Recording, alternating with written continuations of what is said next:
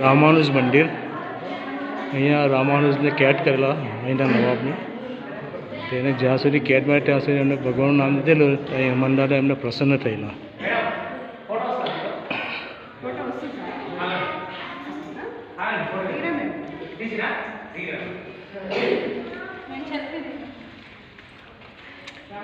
જય બોલે.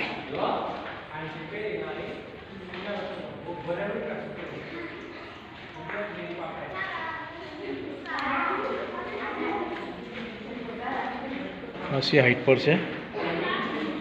અહીંયા એમને બંદી કર બહાર કેદ કરેલા હતા આની અંદર અહીંના રાજાએ.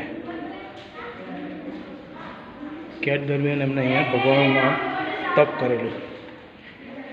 ભગવાન એમના પર પ્રસન્ન થયેલા. હનુમાન દાદાનું મંદિર છે અલગ અને અલગ. હનુમાન દાદાએ અલગ અલગ મૂર્તિ એમને બનાવેલી સિંદૂરથી.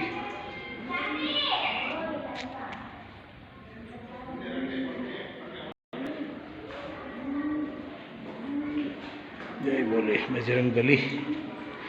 बजरंग बली की जय. जय श्री राम. जय श्री राम. जय श्री राम.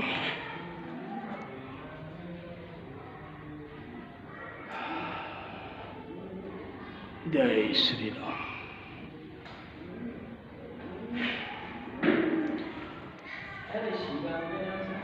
खासी हाइट पर से